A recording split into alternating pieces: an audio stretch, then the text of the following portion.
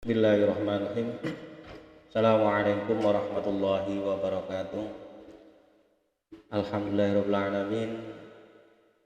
Kita pada pagi hari ini semoga selalu mendapatkan perlindungan dan pertolongan Allah Subhanahu wa taala. Amin amin ya rabbal alamin. Anak-anakku semua, pada hari ini kita akan membahas tentang masalah thaharah atau bersuci.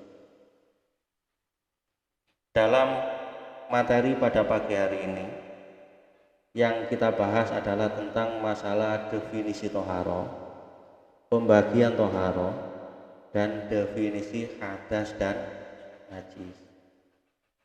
Sekarang definisi thaharah. Kalau menurut bahasa artinya bersih atau suci. Kemudian kalau menurut istilah itu melenyapkan sesuatu yang ada di tubuh, pakaian, dan tempat yang menjadi hambatan bagi pelaksanaan sholat dan ibadah lainnya menurut tuntunan syariat Islam. Jadi seperti sholat, orang yang mau sholat ini harus melaksanakan thaharah dulu, karena thaharah ini adalah merupakan syarat bagi seseorang untuk melaksanakan sholat.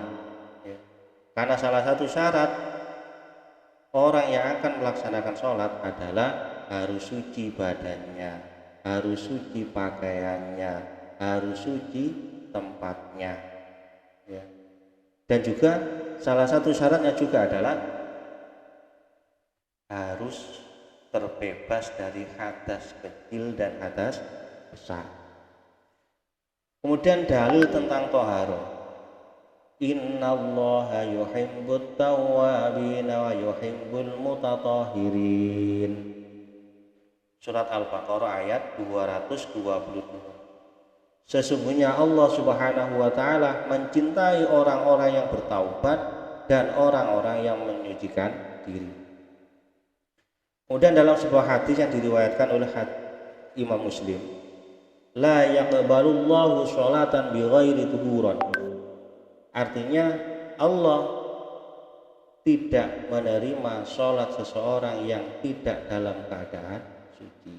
Ini adalah merupakan dasar mengapa kita diperintahkan untuk melaksanakan thaharah sebelum melaksanakan ibadah, termasuk sholat dan yang lain. Kemudian pembagian thaharah. Thaharah dibagi, yang pertama thaharah batin.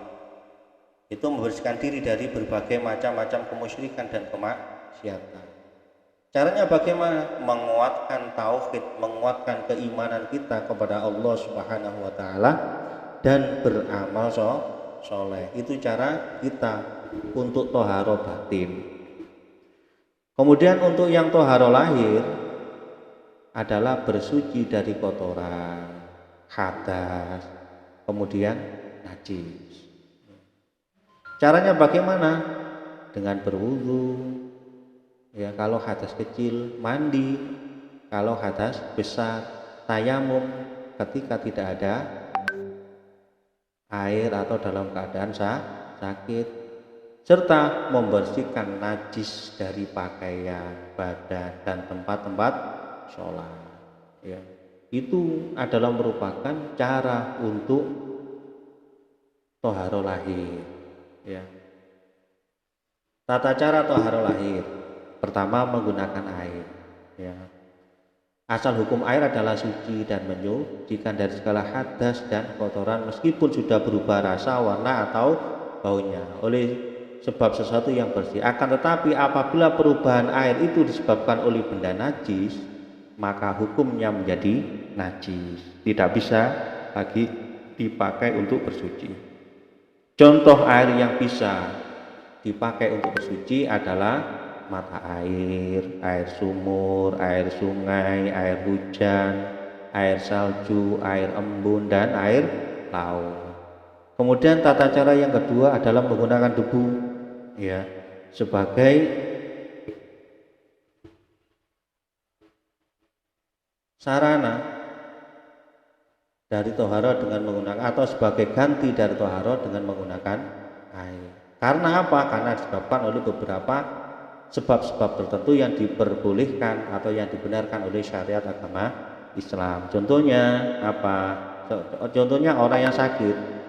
Orang yang sakit kalau umpamanya dia itu menyentuh air akan menyebabkan bahaya yang lebih besar, maka itu diwajibkan atau diperbolehkan untuk mengganti air itu dengan debu, sehingga dia melaksanakan tayamum. Atau di suatu daerah yang tidak ada air, itu boleh, umpamanya dalam keadaan perjalanan ya, kemudian jauh dari mata air ya, umpamanya di tengah-tengah padang pasir yang jauh dari sumber air, itu boleh menggunakan tohar. Apakah maksudnya menggunakan debu sebagai tayamum? Apakah tayamum ini adalah merupakan hanya untuk hadas kecil? Tidak. Toharo ini diperbolehkan juga ketika dia itu dalam keadaan hadas besar. Tuh, ya. Akan tapi tayamum ini hanya diperbolehkan untuk satu wajib saja. Contohnya zuhur, ya zuhur tidak boleh dipergunakan untuk waktu asar. Ya. Asar ya asar toh. Kalau untuk sunnah bebas. Tetapi kalau untuk sholat fardu hanya dibatasi satu kali sholat fardu. Kemudian hadas dan najis. Hadas itu apa? Sesuatu yang menyebabkan seseorang tidak sah melakukan ibadah tertentu seperti sholat. Kalau orang sholat tapi hadas, entah itu hadas kecil maupun hadas besar, ya tidak boleh. Makanya hadas ini sesuatu yang menyebabkan seseorang yang tidak sah melakukan ibadah tertentu seperti sholat. Kemudian najis. Najis itu apa? Itu segala sesuatu yang datang dari dalam tubuh manusia ataupun dari luar manusia. Contohnya yang dapat menyebabkan tidak sahnya yaitu badan, pakaian atau tempat untuk dipakai beribadah. Ya, jadi kalau terkena najis, ya, entah itu badan, pakaian ataupun tempat untuk beribadah, maka hukumnya adalah najis. Nah, kalau najis, ya, terdapat dalam pakaian atau di pakaian atau tempat untuk beribadah, maka tidak sah sholatnya. Jadi harus bersih dari najis juga. Hadas itu dibagi menjadi dua. Yang pertama hadas kecil, apa? Segala sesuatu yang membatalkan wudu. Contohnya apa? Kentut, kencing, buang air besar. Kemudian yang kedua adalah hadas besar. Apa hadas besar itu? Segala sesuatu yang menyebabkan mandi besar. Contohnya mimpi basah. Mimpi basah itu juga menyebabkan hadas besar. Kemudian bersetubuh, ya, berhubungan suami istri, itu adalah merupakan sebab seseorang hadas besar. Terima kasih, mungkin sampai sini yang dapat saya sampaikan. Mudah-mudahan apa yang saya sampaikan menjadi ilmu yang bermanfaat. Wassalamualaikum warahmatullahi wabarakatuh.